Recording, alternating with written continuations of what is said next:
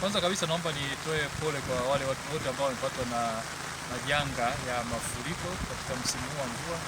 Mvua hizi zimeanza tangu siku ya Ijumaa ambapo ndio zilikuwa na kusababisha madhara, hasa kuzingira nyumba na hasa katika maeneo mawili. Kuna eneo tunaita kata ya Nasai kwa vijiji vinaitwa Koboko Kusini, Koboko Kaskazini, lakini pia kata ya Gararagua kwenye eneo la halmashauri ambako kuna shule ya msingi ya St. Angela.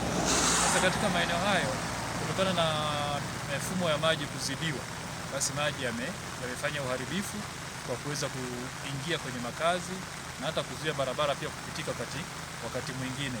Sasa kitu ambacho tumefanya cha kwanza kama kamati ya usalama ni kupeleka kikosi cha zimamoto na uokoaji ambao walifanya kazi ya kuokoa kuanzia siku ya kwanza, na jeshi la polisi pia walifanya kazi ya kuhakikisha kwamba yale maeneo ambayo ni hatarishi watu hawapiti, ili kuhakikisha kwamba kunakuwa na usalama wakati wote.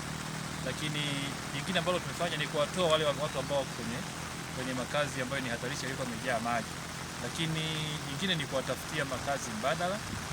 Wengine wameenda kwenye nyumba za ndugu jamaa na marafiki, lakini kwa wale wengine, kwa sababu mvua zinaendelea, tumewasiliana pia na viongozi wa kata na kijiji kwamba ikiwezekana tuwatafutie kwenye majengo ya serikali ili waweze kukaa kwenye maeneo hayo kwa muda huu wakati mvua zinaendelea, kwa sababu mvua hizi bado zinaendelea na kwenye utabiri wa hali ya hewa zitaendelea kwa mwezi huu, bado zipo. Kwa hiyo watu lazima wajihami, lakini pia kwa upande wa serikali kuna hatua za muda mrefu na muda wa kati. Hatua mojawapo ya muda wa kati ni ile ya kufungua mifereji hii ambayo inaleta maji kutoka milimani ili iweze kupitisha, sababu imevamiwa na magugu na majani aina mbalimbali. Kwa hiyo upitishaji wa maji umekuwa ni mdogo kiasi kwamba maji yanasambaa kwenye maeneo, hasa kwenye eneo wanaita uwanja wa Isanja.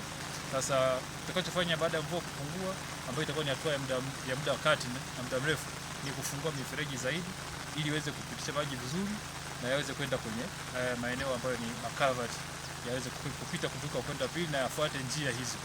Lakini jingine pia tutaomba wenzetu wa TANROADS kuweza kuongeza ukubwa wa makalvati ambayo yako pale, kwa sababu makalvati ni madogo na hayana uwezo wa kupitisha kiasi cha maji kikubwa. Nashukuru kwamba hakuna madhara kwa binadamu, lakini watu wengi vifaa vyao vya ndani, vyakula vimeathiriwa na mvua. Kwa hiyo tunafanya tathmini ili baadaye ikiwezekana tuweze kuwafanyia msaada wa kupata angalau chakula kukidhi mahitaji katika kipindi cha mpito wa mvua. Wito wangu kwa watu wote ambao wako kwenye maeneo ambayo ni hatarishi, yale maeneo ambayo maji yanapita au maji yanawazingira, ni kwamba tunawaomba sana, tunawasihi waweze kukubali ile wito ambao tumeutoa wa kuhamia kwenye maeneo salama, ikiwa hata kwenye maeneo majengo ya serikali, kwa sababu mvua hizi ukiangalia zinanyesha sana wakati wa kuanzia jioni mpaka alfajiri.